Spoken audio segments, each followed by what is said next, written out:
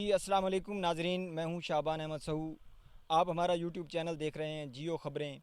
नाजरीन, गुजारिश ये है कि पाकिस्तान की जो रीढ़ की हड्डी है वो ज़राअत है, और इस वक्त ज़राअत के साथ क्या हो रहा है हम इस रिपोर्ट में आपको बताएंगे कि गवर्नमेंट ने सीड की 204 कंपनियों को ब्लैक लिस्ट किया, और वही 204 कंपनियां जो हैं नाम तब्दील करके दोबारा मार्केट में आ गई हैं। इसी तरह सीड के अलावा पेस्टिसाइड है, पेस्टिसाइड के अंदर क्या कुछ जुल्म हो रहा है। आज हमारे साथ मौजूद हैं मिसाली काश्तकार माहर गुलाम रसूल साहब, जो कि ज़राअत के अंदर बहुत माहिर हैं और कपास के डिस्ट्रिक्ट मुल्तान के अंदर 2 मुकाबले जीत चुके हैं। हम बात करेंगे उनसे कि उनके साथ क्या क्या मुश्किलात पेश आ रही हैं और ज़राअत इस वक्त किस ज़बू हाली का शिकार है। मज़ीद बात करते हैं मार गुलाम रसूल। सो गुजारिश है सही ज़राअती टाइम सारी तबाह तबाह थी चुकी है क्योंकि काटन तो सारे को सीड ही कोई नहीं। पिछले साल भी काटन ने सारे कपड़े लहा के दन काशकार दे पल्ले कोई शह नहीं रह गई। उतू एक माफिया है, माफिया छुट्टी हुई है, खाद दी दवाई दी जित वंजो अगू माफिया है। तो गुजारिश है भाई असा इतने खर्चे करने के बावजूद स्प्रे करने के बावजूद 14 स्प्रे थे ते 7 मन 8 मन पैदावार बनी है, जबकि वो टाइम आ 2006-2007 ਦੇ ਵਿੱਚ असा 61 मन 8 किलो पैदावार घन के डिस्ट्रिक्ट ਦੇ ਵਿੱਚ विनर थे आसे अल्हम्दुलिल्लाह। लेकिन सारे हालात बहु काशकारी बहु तबाह थी चुके हैं। 2 नंबर खादा, 2 नंबर दवायां, दवायां का रेट चेक करने वाला कोई नहीं। आए महीने दवाई का रेट उत्ते वेंदा पे। अज 100 की दी से अगले डी 125 दी, अगले डी 150 दी है। इवें ਪੈਸਟੀਸਾਈਡ ਦੇ ਵਿੱਚ ਸਾਡਾ ਇੱਕ ਦੋਸਤ ਹੈ, ਉਹਦਾ 18 ਦੇ ਵਿੱਚ ਲਏ ਨੇ ਪੀਬੀ ਰੂਪ ਤਾਰਾਂ ਦਾ ਪਲਾਟ, ਉਹਦਾ 75 ਡੀ ਦਾ ਕੰਟਰੋਲ ਥੇ। ਬੇ ਸਾਲ ਗਵਰਨਮੈਂਟ ਦਾ ਮਨਸੂਬਾ 50 ਕਿੱਲੇ ਦਾ, ਬੇ ਸਾਲ ਨਾ ਸਾਡੇ ਪਾਸੇ ਆ ਕੇ ਲਏ ਉਹ ਸਾਡੇ ਵਾਲਾ ਜਿਹੜਾ 50 ਡੀ ਦਾ ਥੇ।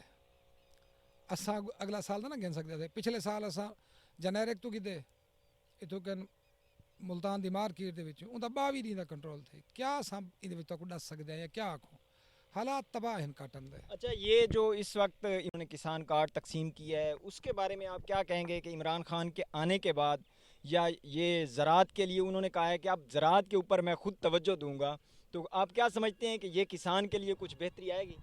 बड़ी अफसोस वाली गाल आखनी पौंदी है, जेड़ी शायद वो एक्शन की वो शायद गायब थी वेंदी है, मार्केट जो नज़र ही नहीं आती। मैं तो आदा ही एक्शन ना की नहीं दे माफिया बहु मौजूद है। साढ़े को अज तक 500 रुपया हिंदा सबसिडी का DAP का वो मिले ही नहीं। माफिया की छुट्टी हुई है, 100 रुपये का बटका सानू खरीद करें दी है। वो 100 रुपये का बटके लो किड्डे वेंदे वो नहीं निकलता। वो जो 100 रुपये का बटका 200 का बटका गिने वेंदे वो एक पिछू लाइन है जी कि कटवेंदी पई है। काशकार को कोई शह नहीं मिलती, साकू कोई एतमाद नहीं आता किसान कार्ड का। हिंदे में कोई करप्शन थी वैसे गरीब कनो इमरान खान के वास्ता नहीं। इमरान खान तो करप्शन कंट्रोल च नहीं थी ते ना ही देखो थी। इक़दामात करने चाहिए कि काश्त बेहतरी की तरफ जाए। काश बेहतरी ता वैसी ये तो जिनसा के रेट मुकर्रर करे। सारे को सिर्फ एक कणक का रेट है मुकर्रर गवर्नमेंट देंदी है, जबकि काटन के रेट का फौरन बाजाबता तौर पर ऐलान करें, सब्जियां का ऐलान करें, धान का ऐलान करें, मकई का ऐलान करें। मुल्क दिवारां दे विच उत्ते चलिया वैसी मेरे तो वक्त नहीं लगना, साल नहीं लगने, दिवारां दे विच उत्ते चलिया वैसी। अच्छा, ये जो गंदम का रेट गवर्नमेंट ने निकाला है, क्या आप इस रेट से मुतमईन हैं? बराबर रेट हो गया। सिंध दे विच 2000 है, पंजाब दे विच 1800 है। अस 1800 दे विच अलहमदुलिल्लाह पढ़ते हैं, लेकिन गवर्नमेंट को तो नहीं मिलना। वो तो माफिया छेक के गिदी वेंदी है, रात दे ट्रालियां वेंदियां पैन। एक माफिया एक लैन है जी कोई छेक के वेंदी पई है, जेड़ी शायद उत्ते माफिया हुण ये प्याज है जिंदे विच खड़े वे थे। अज प्याज का रेट कोई नहीं, अज सारा प्याज तैयार है, अस रोकते खड़े हैं। के तक अस रोक सकते हैं? इन्होंने बैन लाट बहर प्याज नहीं वजन देना। ये प्याज के उत्ते बैन ना लावे ना, ताकि सारी जेब के 4 आने आ वजन। असा मंडिया के आके वेसू औने पौने भाव असा दे के आवने, महीने बाद 2 बाद ये वाल 100 रुपया किलो आवाम को वापस आसी। अच्छा, ये 100 रुपये निकाला है, इससे पहले खाद का क्या रेट था और गवर्नमेंट ने खाद के ऊपर क्या सब्सिडी दी थी, और महकमा ज़राअत ने गंदम की बेहतरी के लिए आपकी क्या इमदाद की थी? गुजारिश ये है, गंदम दे विच असां जी खाद पाती है 4000 नाल पाती है, लेकिन वो सबसिडी साकू नहीं मिली। वो माफिया जी जिन्हें जेब विच वेंदी पई है, साकू एक 4 आने भी नहीं मिले। मैं तो को हलफ देना, हुण पिछले साल मैं काटन लाइए मैं 80 किले का, मैं हालांकि डिस्ट्रिक्ट विनर हाँ, تجربہ یافتہ آدمی ہے 80 ਕਿੱਲਾ ਮੇਰੀ ਕਾਟਨ ਹੈ ਮੈਂ ਹਲਫ ਦੇਣਾ ਕਿ ਅਗਰ ਮੈਂ 80 ਕਿੱਲੇ ਦੇ ਵਿੱਚ ਬੱਚਿਆਂ ਦੀ ਇੱਕ ਲੀਰ ਵੀ ਕੀਤੀ ਹੋਵੇ ਤਾਂ کیا سا زراعت کرے سو اچھا یہ جو آپ نے ڈسٹرکٹ ونر ہیں آپ یہ تھوڑی سی تفصیل بتائیں گے کہ آپ نے کن کن سال کے اندر کیا کیا ریکارڈ کپاس کی پیداوار حاصل کی ہے؟ اج تو 4-5 سال پیچھے پہلے بہت اچھی پیداوار آندی رہ گئی ہے جدن دے پرائیویٹ کمپنیاں گھسے نہ آ کے سیڈ مافیا آئی ہے کپا زراعت کو تباہ کر دیتی سی ایک گندم کو تباہ کرے سی انہیں کاٹن کو کر کیتے ہر سبزی کو ہر چیز دا جڑا پرائیویٹ کمپنیاں انہیں تباہ کرنا ہی کرنا ہے آپ نے کتنے مقابلے جیتے ہیں کپاس کے؟ اسا 2 مقابلے کیتے 6 دا بھی اسا ونر رہے ہیں 7 دے ونر ہیں تو اس کے بعد آپ نے کپاس پہ توجہ نہیں دی یا کپاس نے آپ کا ساتھ نہیں دیا؟ نہیں کپاس ساری بہت وڈی توجہ ہوندی ہے گزارش ہے سیڈ دے پلے کوئی شے کوئی نہیں ساکو بڑے افسوس دی گال ہے کہ سارے ملک زرعی ملک ہون دے ناتے سارے کول سیڈ ہی کہے نہیں سیڈ باہروں منگویندے کھڑے نے جڑا سیڈ آندے روپے دا ایتھے ساکو 100 دا ملدے مافیا دی حالات تے ہے نا اج اندازہ کرو 5 کلو دی تھیلی ساکو جڑی کمپنیاں دی اساں چیندے کھڑے ہیں وہ 2700 روپے اوندا ریٹ ہے اوندا ریٹ بناوا کیا ویندے 500 کو کلو تے دیندے نہ کس یہ گندم کا سیڈ آپ نے کیا ریٹ لیا تھا؟ گندم دا سیڈ ساکو گورنمنٹ پنجاب سیڈ نے بہت اچھے ریٹ دیتا لیکن اون دے وچ ساکو نہیں ملیا کاشتکار کو نہیں ملیا اساں پھر کے ول آئے ہیں جتنی ضرورت ہے اون تو تھوڑا ملے سارا ڈیلراں کو تے کمپنیاں چاہ کی تے انہاں اپنے پیک بنا کے بیگاں دے وچ پا کے انہوں نے 3800 نال سیل کیتے اگا کپاس سمیت دیگر اجناس کے جو سیڈ ہیں بیج وہ اس وقت کیوں تباہ حالی کا شکار ہوئے ہیں؟ سیڈ کا بحران خاص طور پہ کیوں پیدا ہوا ہے اس بارے میں آپ بتائیں۔ گزارش یہ ہے کہ جتنا ساڈا اداریاں دے وچ بریڈر بیٹھے نا وہ مکمل این ٹائم گرفت دے وچ مافیا دے وہ وکیا ہویا ہے فروخت تھیا ہویا ہے وہ سال دی لین انہیں تیار کیتی 2 سالاں دے اندر انہیں اگا پرائیویٹ کمپنیاں کو بیچ دیتی انہیں اپنے جیب گرم کیتی ہے اون پیسے گرم گھن کے دے سائڈ دے تھی گیا 2 سال دے وچ کسان کو اون لین دا نہ کوئی نہ رکھ کے کاٹن دا انہوں نے کسان کو لٹ گیا جلے کسان کو لٹ گیا انہیں 2 سال او کسان دی تباہی اتھے تھیندی ہے 1 سال وہ اچھی چلی دوجے سال ختم فیل تھی کہ بجلی اور ڈیزل کے جو ریٹس ہیں ان کے اوپر آپ کیا کہیں گے؟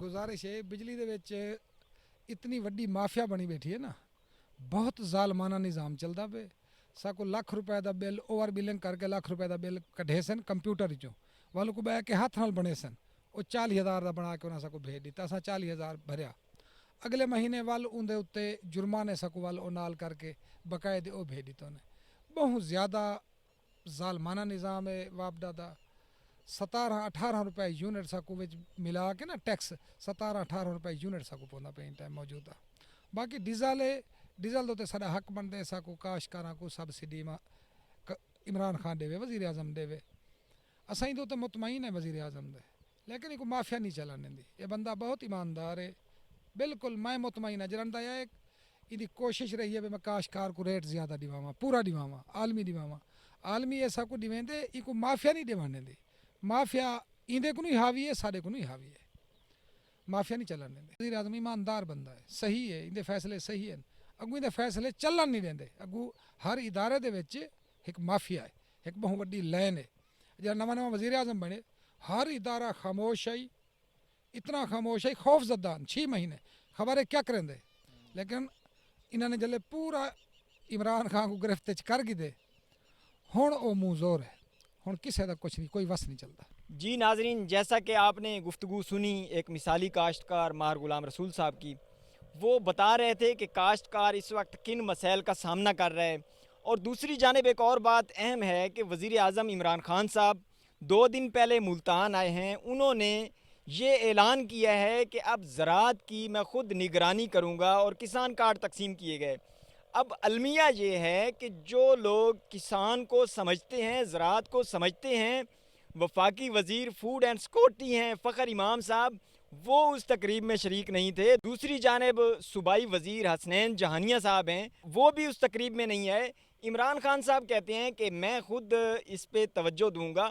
اب سوال یہ ہے کہ یہ دونوں شخصیات جو کہ زراعت کے ساتھ ریلیٹڈ بھی ہیں اور کاشتکار بھی ہیں خود، کیا ان کے اوپر گورنمنٹ کا اعتماد نہیں ہے عمران خان صاحب کا، یا وہ اس قابل نہیں ہے کہ وہ زراعت کی طرف توجہ دینے میں عمران خان کا ساتھ دیں؟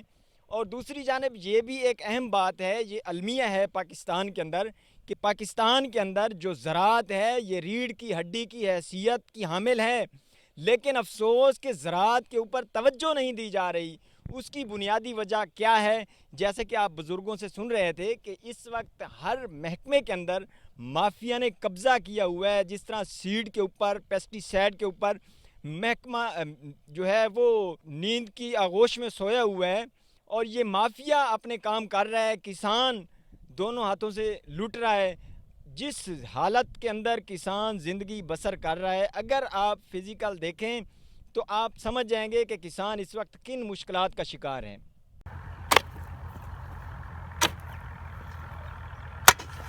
جی السلام علیکم بابا جی۔ وعلیکم السلام۔ بابا جی آپ یہ بتائیں کہ یہ کاشتکاری کتنی مشکل ہے؟ بہت مشکل ہے جی، بڑی مشکل ہو گئی ہے کاشتکاری۔ اج دے دور دے وچ غریب تک بہا نہیں سکدا۔ کھاداں دے ریٹ ڈے گنو، جنساں دے ریٹ ڈے گنو، ہر شے تے ڈے گنو۔ اون دے علاوہ جڑا ہے پانی کو ڈے گنو، نہری پانی پوری کریندے نہیں۔ موٹراں چلا چلا دے بجلی دے بل یونٹ جوں اتے جاندے پین، کیونکہ ہن پہلے جڑی تھا کو 5 روپے یا 6 روپے یونٹ پوندا او 20 تے 22 پوندا پے۔ اون تو علاوہ کھاد جڑی 2000 دے مل جائے وہ 55-5600 دے پڑ گئی ہے۔ مزدور دی جڑی مزدوری آئی اساں 500 دے کوئی آندا ہی نہیں۔ ہن ہر کم کاشتکاری بڑی مشکل تھی گئی ہے۔ ہن تو دل والا بندہ کر سکدے یا سرمایہ دار کر سکدے، غریب دا کام ہی نہیں رہ گیا۔ تے کو جٹ نال کیا تو واڑ وہا تے کو مل پوے، جویں جٹ شودا میری کار پیا ہشر مرندے ایویں ٹینکیاں چاہ تے کو مل پوے۔ تو غریب دے خون وچ دھاندا پئی کچھ گھرو کھا تے کو مل پوے۔